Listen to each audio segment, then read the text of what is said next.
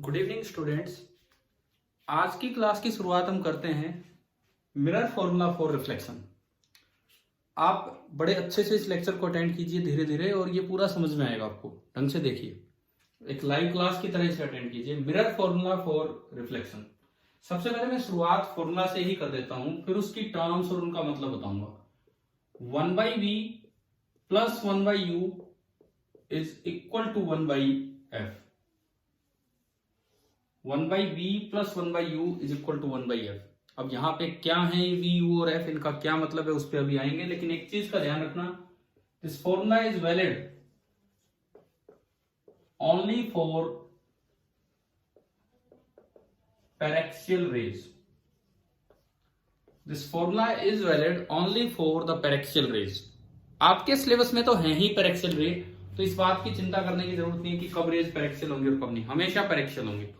पिछले लेक्चर में मैंने आपको बताया था कि पैरेक्सियल रेज होती है। दूसरी बात, this formula is valid for all types of mirror, whether it is concave mirror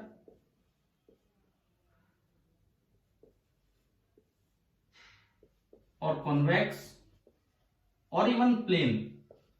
concave, convex या प्लेन, कैसा भी मिरर हो, हर तरह के मिरर के लिए फॉर्मूला वैलिड होगा।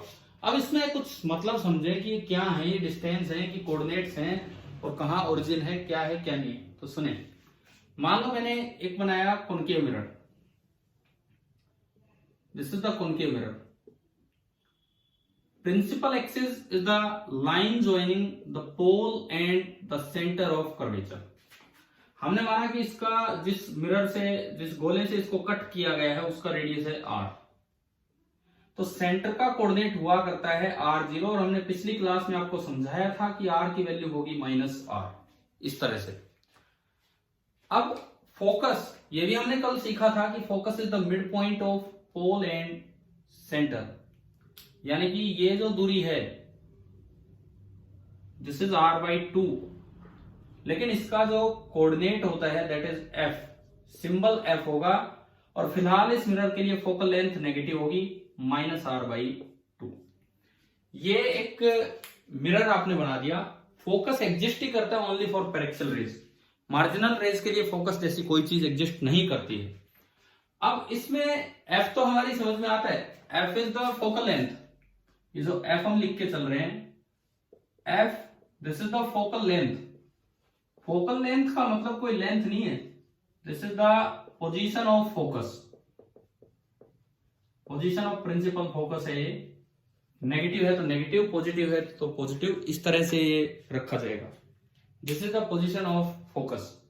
इसके बाद आता है आगे कि ये u और v क्या है, डिपेंड करता है कि ऑब्जेक्ट कहां है, कहीं भी हो सकता है। सपोज कीजिए ऑब्जेक्ट यहां रखा हुआ है,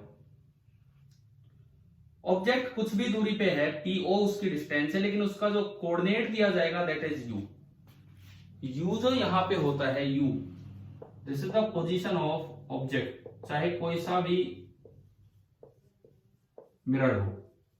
और एक और बात, इसको पोल माना। पॉजिटिव डायरेक्शन किसको बोलते हैं वो मैं बनाना भूल गया था, क्योंकि आपने नेगेटिव लिख दिया। ये ओरिजिन होता है, पोल ओरिजिन होता है, ये आपका वाई एक्सिस हो जाता है। और जो डायरेक्शन ऑफ इंसिडेंस होती है, इधर से बनती है डायरेक्शन ऑफ इंसिडेंस, तो ये वाली डायरेक्शन आपकी पॉजिटिव एक्स ली जाएगी, जो स्टैंडर्ड साइन कन्वेंशन है उनके अकॉर्डिंग। और स्टैंडर्ड साइन कन्वेंशन से चलोगे तो एक ही फॉर्मूला तीनों तरह के मिरर्स के लिए वैलिड होगा। अब इमेज कहां बनेगी, that is v। v is the position of image. अब इसमें दो तीन बातें आते हैं इस फॉर्मूले से। जब आप v कर, इसमें सब कुछ विद साइन पुट करना है, आपको देखना ही नहीं कॉनकेव मिरर है, कॉन्वेक्स है, प्लेन है, आपको सब कुछ विद साइन पुट करना है, अपने आप v आएगा। अगर v नेगेटिव आ गया सोल्व करके, तो इसका मतलब इमेज इधर है, इसका मतलब रे तो आगे जा ही नहीं सकती, रे भी इधर ही रहेंगी। तो ऐसी इमेज को हम बोल देते हैं कि जो ऐसी इमेज है दैट इज रियल इमेज। दूसरी बात, अगर भी पॉजिटिव आ जाए तो इमेज आगे बनी है, लेकिन आगे तो रे जा ही नहीं सकती, रे तो इधर ही रहेंगी, उधर तो रे जा ही नहीं सकती। So this image is known as virtual image. कैसा भी मिरर हो, v पॉजिटिव आ गया तो वर्चुअल इमेज। और कभी कभार ऐसा हो जाता है कि 1/v इस फॉर्मूले से 0 आ जाता है, it means v tends to infinity, मतलब इमेज इंफिनिटी पे है, उसके बारे में हम नहीं बोलेंगे कि वर्चुअल है कि रियल है, बहुत दूर ये इमेज है। तो मुझे लगता है ये फॉर्मूला क्या है, इसमें क्या क्या मतलब है, यहां तक आपको मीनिंग समझ में आ रहा होगा। अब मैं आपको 3 बार ये फॉर्मूला अप्लाई करवा के दिखाता हूं, एक बार कॉन्वेक्स मिरर के लिए, एक बार कॉनकेव के लिए और एक बार प्लेन मिरर के लिए, कि कैसे ये तीनों के लिए वैलिड है, कैसे आपको आंसर देगा। हमारे ये जो अब रिकॉर्डेड लेक्चर्स होंगे, मैं छोटे छोटे 2-3 लेक्चर आपके लिए डाल दूंगा ताकि समझना आसान रहे। एक छोटा सा कॉन्सेप्ट एक लेक्चर में आप समझिए इस तरह से होता है। सबसे पहली बात, सपोज कीजिए कॉनकेव मिरर है, there is a concave mirror. अब कॉनकेव मिरर है तो ऐसा होगा। अब क्वेश्चन में दिया रहता है उसका कुछ रेडियस ऑफ कर्वेचर। मैंने माना कि जो इसका रेडियस ऑफ कर्वेचर है दैट इज 10 सेंटीमीटर। जो भी इसका रेडियस ऑफ कर्वेचर है दैट इज 10 सेंटीमीटर, और ये है एक्स एक्सिस। इस तरह से हमने मान लिया, और ये एक्स एक्सिस है। क्वेश्चन में नहीं देखा, खुद मानना है आपको एक्स एक्सिस।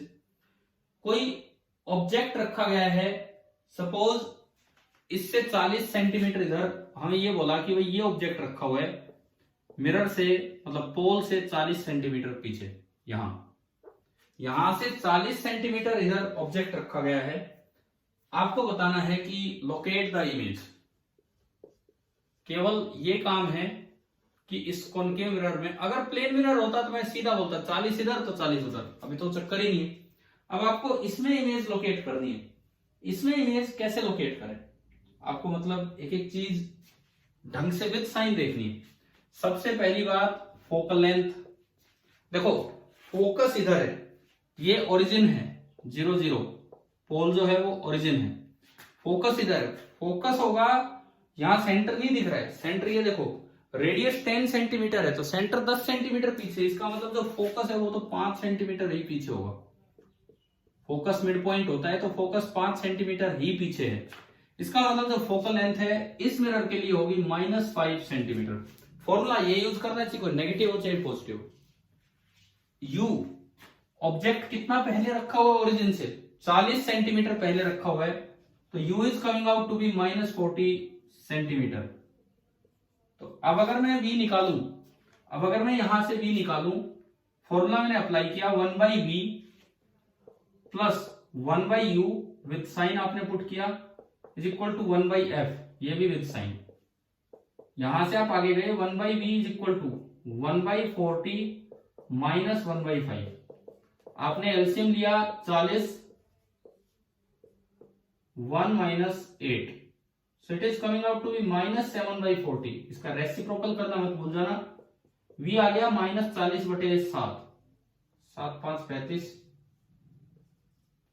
7 7 49, -5.7 सेंटीमीटर। तो अब ये देखो कहां बनी इमेज, यानी कि जो इमेज बनी, माइनस मतलब इधर है क्योंकि ये नेगेटिव है, रियल इमेज है, तो यहां कहीं इमेज लोकेट होगी। और जो इमेज आपने लोकेट की है वो मिरर से 5.7 सेंटीमीटर इधर बनी। तो ये मिरर फॉर्मूला कैसे लगाना है, ये हम मान के चलते हैं कि अपर्चर ऑफ द मिरर छोटा है क्योंकि रे पेरेक्सिल है, तभी ये फॉर्मूला वैलिड होगा। ये तो हम मान के ही चलेंगे, ये तो हमें क्वेश्चन में ढूंढने की जरूरत नहीं, खुद ही एज्यूम करना है। अच्छा चलो, एक बार हमने ये फॉर्मूला लगा दिया, किसके लिए, कॉनकेव मिरर के लिए। अब हम इस फॉर्मूले को यूज करते हैं एक बार कॉन्वेक्स मिरर के लिए। हमारी इस लेक्चर का टारगेट रहेगा कि ये फॉर्मूला एक बार तीनों के लिए यूज करना सीख लें कि कैसे लगाना होता है। और एक और चीज ये मत याद करना कि ऑब्जेक्ट हमेशा नेगेटिव पे ही होगा, कि यू हमेशा नेगेटिव ऑब्जेक्ट इधर रखा ही होगा, वर्चुअल ऑब्जेक्ट भी हो सकता है। जैसे मैं दूसरा सवाल लूं, सेकंड क्वेश्चन, ये आपने दूसरा सवाल, ये आपने एक मिरर लिया और इसका रेडियस ऑफ कर्वेचर कुछ भी हम मान सकते हैं।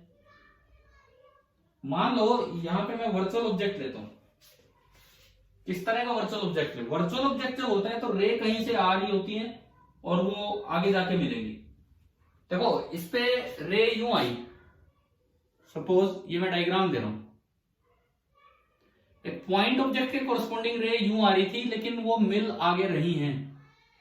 तो इस तरह का जो ऑब्जेक्ट होता है, इस तरह का जो ऑब्जेक्ट होता है that is known as virtual object. इस तरह का जो ऑब्जेक्ट होता है this is called the virtual object, ये होते हैं।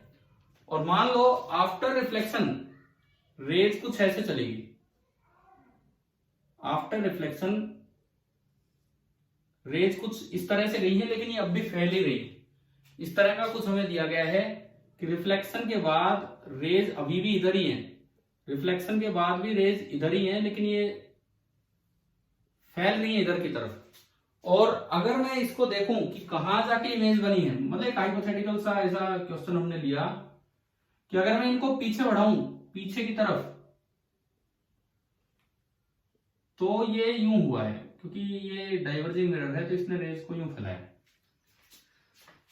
इसका मतलब ये तो ऑब्जेक्ट है और जो आपको दिखाया गया है वो होगी इमेज। इस डायग्राम में ऑब्जेक्ट भी वर्चुअल है और इस डायग्राम में इमेज भी वर्चुअल है। अब सपोज आपको ये दिया गया कि भाई ऑब्जेक्ट जो रखा गया है, जो पोजीशन है उसकी, वो रखा नहीं गया है, रखा तो नहीं जा सकता, ये वर्चुअल ऑब्जेक्ट है। 30 सेंटीमीटर पे ऑब्जेक्ट था, वो तो इमेज तो काफी आगे बनी है, और इमेज इससे 90 सेंटीमीटर आगे, इमेज इससे 90 सेंटीमीटर आगे है, ये है। आपको फोकल लेंथ निकालनी है, find focal length of mirror. ये चीज आप निकालना चाह रहे हैं कि भाई इस मिरर की फोकल लेंथ क्या होगी। तो आपको जैसे ये फॉर्मूला यूज करना आना चाहिए। एक बार फिर से देखिए, रेज यूं आ रही थी, आफ्टर रिफ्लेक्शन इधर मुड़ गई, लेकिन डाइवर्ज ही हो रही है, तो ये पीछे बढ़ा के मिलानी पड़ी। अगर इधर मिलती तो यूं मिल जाती, लेकिन ये पीछे बढ़ के मिली है। तो ये आपको डायग्राम दिया गया। अब अगर मैं डायग्राम को देखूं, सॉल्यूशन स्टार्ट करूं, सबसे पहली बात यू अगर मैं देखता हूं, यू ऑब्जेक्ट आगे है, जो हमारा स्टैंडर्ड साइन कन्वेंशन है उसके अकॉर्डिंग ये पोल ओरिजिन होगा और ये पॉजिटिव एक्स एक्सिस, ये ओरिजिन। तो x coordinate sorry you positive होगा और यू आपका हो जाएगा +30 सेंटीमीटर। फिर अगर आप v निकालें, हालांकि वो 90 दिखा रखा है, लेकिन हमें ऑब्जेक्ट से नहीं देखना, हमें पोल से देखना है। तो पोल से अगर आप देखते हो तो वो 120 बन गया, 90 + 30। यहां से मैं निकालना चाहूंगा f, तो आपने फॉर्मूला यूज किया 1/v + 1/u = 1/f। 1/120 + 1/30 = 1/f। LCM आया 120 सॉरी, और ये 30 4 = 1/f। 5/120, तो f आ गया 120/5, 24 5 120। तो फोकल लेंथ पॉजिटिव अपने आप निकल के आई, पॉजिटिव हमने नहीं किया, खुद अपने आप ये फोकल लेंथ पॉजिटिव आ गई। तो ये इसका फोकल लेंथ है 24 सेंटीमीटर। तो यही सेम फॉर्मूला हमने एक बार लगा के दिखा दिया कॉन्वेक्स मिरर पे।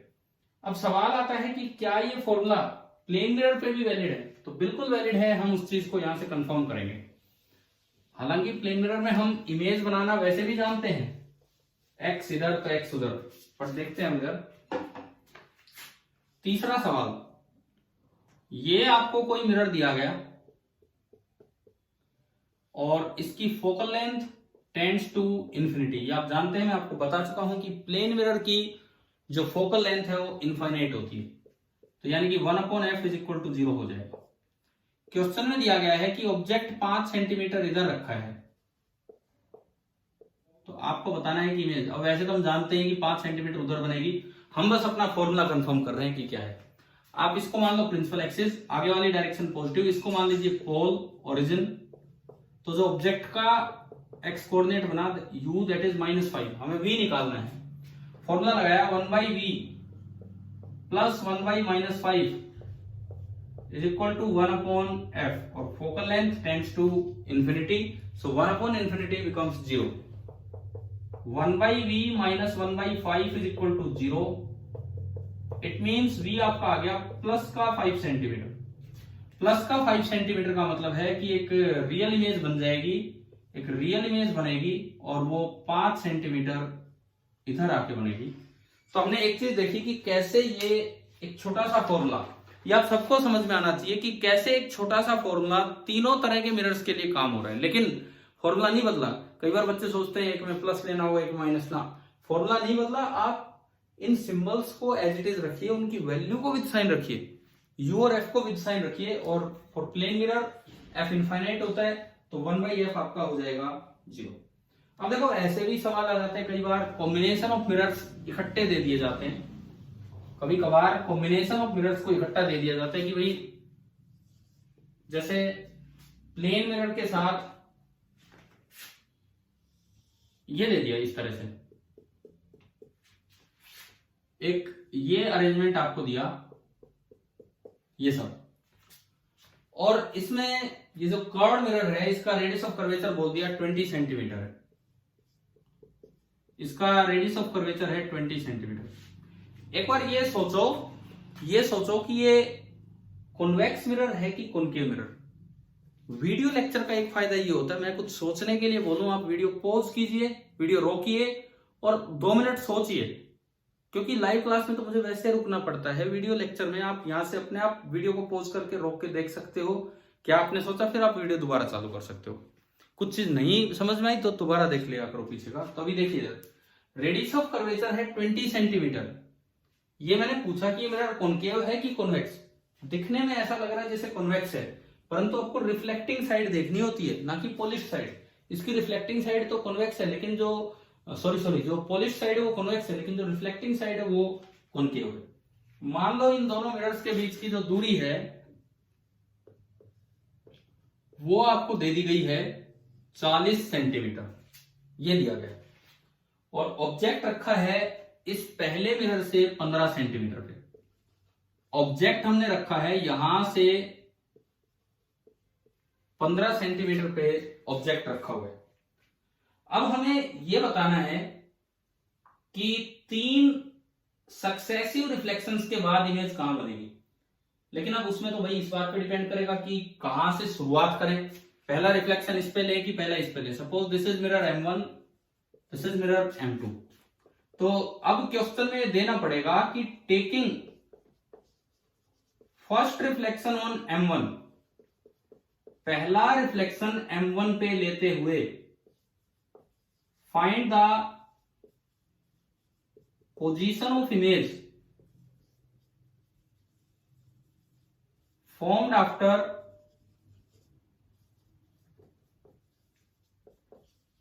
three successive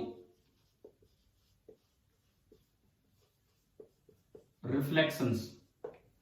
3 सक्सेसिव रिफ्लेक्शंस के बाद इमेज कहां बनेगी अगर आप पहला रिफ्लेक्शन M1 पे लेते हैं तो। जैसे इस तरह का क्वेश्चन आ गया। अब देखो ध्यान से, ये इसकी शकल सूरत कई बार गुमराह करके बच्चे को कॉन्वेक्स मिरर दिख जाता है, लेकिन कॉनकेव साइड देखनी है आपको, जो रिफ्लेक्टिंग साइड है वो। तो देखिए अब शुरुआत करते हैं सॉल्यूशन। सबसे पहला फर्स्ट रिफ्लेक्शन, पहला रिफ्लेक्शन आपका होगा M1 पे। तो फर्स्ट रिफ्लेक्शन अगर आप देखते हो ये कॉनकेव मिरर है। अब रे उधर से आ रही है तो ये वाली डायरेक्शन आपको पॉजिटिव लेनी होगी, इस बात का ध्यान रखना। और रेडियस ऑफ कर्वेचर इसका 20 सेंटीमीटर, तो फोकस पीछे होगा 10 सेंटीमीटर। तो इस वजह से अब वो डायरेक्शन पीछे हो गई है तो फोकल लेंथ नेगेटिव, इसीलिए तो कॉनकेव मिरर है। अच्छा, ऑब्जेक्ट रखा है 15 सेंटीमीटर पीछे, u is -10 centimetre, sorry -15 centimetre. Mirror फॉर्मूले का यूज करके पहला v निकालें। फर्स्ट रिफ्लेक्शन के बाद v1 क्या आएगा। आप जरूर जो मैंने बोला है कि वीडियो रोकिए और एक बार फर्स्ट रिफ्लेक्शन के बाद v निकालिए कि कहां आता है। अब मैं निकाल के दिखाता हूं आपको। 1/v1 प्लस 1/u को विद साइन रखा हमने इज इक्वल टू 1/f। यहां से आ गया 1/v1 is equal to 1/15 minus 1/10। 1/v1 is equal to LCM 32 minus 3, this is -1/30। यानी कि जो पहली इमेज बनी v1 वो बनी -30 पे। अब -30 मतलब इधर, -30 मतलब उधर, इसका नेगेटिव उधर ही। तो इसका मतलब जो फर्स्ट इमेज बनेगी, ये पूरा तो 40 सेंटीमीटर है, तो यहां बनेगी पहली इमेज I1 इससे 30 सेंटीमीटर पीछे। चलो फर्स्ट रिफ्लेक्शन, थोड़ा साइन का ध्यान रखना कि हमेशा यूं मत रटो कि इधर नेगेटिव होता आगे पॉजिटिव। अब आगे ये बन गया इसमें जिस तरह से डायरेक्शन दी है। तो I1 आपका आ गया 30 सेंटीमीटर पे। प्लेन मिरर में आपको मिरर फॉर्मूला लगाने की जरूरत नहीं है। अब मैं सेकंड रिफ्लेक्शन पे चलता हूं। प्लेन मिरर में तो हम डायरेक्ट भी आंसर दे सकते हैं। सेकंड रिफ्लेक्शन जो आपका होगा अब M2 पे, सेकेंड रिफ्लेक्शन ऑन M2। अब अगर आप देखें तो ये 30 पूरा 40, तो ये बचा 10, तो बड़ा आसान है, अगर 10 इधर है तो 10 उधर ही इमेज बन जाएगी। तो I2 जो होगी वो 10 सेंटीमीटर उधर होगी, I2 जो होगी वो 10 सेंटीमीटर उधर कुछ होगा नहीं, रेज नहीं पहुंचेंगे, लेकिन दूसरी इमेज वहां बनेगी। सेकेंड रिफ्लेक्शन तो डायरेक्ट हो गया। अब मुझे थर्ड रिफ्लेक्शन करना है, तो फिर दोबारा से मुझे M1 पे जाना होगा। क्यों? क्योंकि देखो होगा क्या, यहां से रह गई रिफ्लेक्ट हो गई, यूं गई, यहां से रह गई रिफ्लेक्ट हो गई, यूं गई। इस मिरर को लगेगा कि रे यहां से आ गई, ये जो पीछे पीछे जो है ना, इस मिरर को लगेगा कि रे I2 से आ गई। तो इसलिए सक्सेसिव रिफ्लेक्शन में एक की जो इमेज बनती है अगले रिफ्लेक्शन के लिए ऑब्जेक्ट का काम करती है। तो इसकी इमेज I2, अगले के लिए ऑब्जेक्ट, तो ऑब्जेक्ट हो गया 40 और 10 50। तो थर्ड रिफ्लेक्शन जब आप लेंगे ये पॉलिश साइड, तो ये पॉजिटिव एक्स एक्सिस, इस बार ऑब्जेक्ट I2 50 सेंटीमीटर पीछे रखा है, फोकल लेंथ इसकी वही है। जब रेडियस ऑफ कर्वेचर 20 है तो फोकस 10 इधर मिलेगा, focal length -10 centimetre, U -50 centimetre. And अब जो मिरर फॉर्मूला आप लगाओगे वो V3 फाइनल इमेज लाएगा, plus 1/V plus 1/U -50 is equal to 1/-10। ये उधर जाके प्लस का हुआ, तो 1/V3 is equal to 1/50 minus 1/10। LCM लिया 50, 1 - 5 -4/50 और -2/25 और -1/12.5। तो अगर आप इसको सीधा करते हैं तो जो V3 आया वो आ गया -12.5 सेंटीमीटर। -12.5 सेंटीमीटर का मतलब है कि जो ये फाइनल इमेज बनी, ये कहां बनी, इससे भी माइनस मतलब इधर, इससे 12.5 सेंटीमीटर इधर। तो ये 15 पे ऑब्जेक्ट रखा था शुरू में, तो यहां बनेगी इमेज नंबर थर्ड, और जो इमेज नंबर थर्ड होगी वो 12.5 सेंटीमीटर इधर होगी। जो तीसरी इमेज होगी वो 12.5 सेंटीमीटर इधर होगी।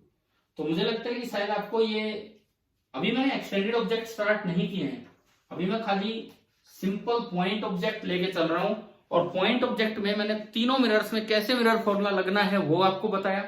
कॉम्बिनेशन ऑफ मिरर्स आ जाए तो एक रिफ्लेक्शन से जो इमेज बने वो अगले के लिए ऑब्जेक्ट का काम करेगी, और कंटिन्यूअसली ये चलता रहता है। अब आप ये अटेंड कीजिए लेक्चर, और मुझे थोड़ा बताना, आप लोग अपने या तो व्हाट्सएप पे मुझे बताना कि क्या इस तरह के छोटे लेक्चर्स, देखो मैं आधे घंटे के 2 लेक्चर बना के डाल दूं, या इस तरह की चीजें, क्या आपको जब टाइम मिले आप ये देख लेंगे, क्या ये सही रहेगा कि नहीं रहेगा। बिकॉज ये भी इफेक्टिव है, कुछ बच्चे इनसे भी अब पढ़ रहे हैं, और मैं शाम को एक डाउट क्लास आपकी ले लिया करूंगा, जिनमें जो डाउट्स होंगे इस लेक्चर से रिलेटेड कुछ नहीं समझ में आता है तो उसमें वो सबके लिए कंपल्सन नहीं होगा। जो बच्चा आना चाहे वो उसमें जुड़ सकता है, वो अपने डाउट्स क्लियर कर सकता है। चले, तो मैं उम्मीद करता हूं कि शायद आप ये लेक्चर शाम तक ढंग से अटेंड करेंगे और मुझे कुछ रिप्लाई देंगे कि कैसा समझ में आया है, कैसा नहीं आया। Thank you.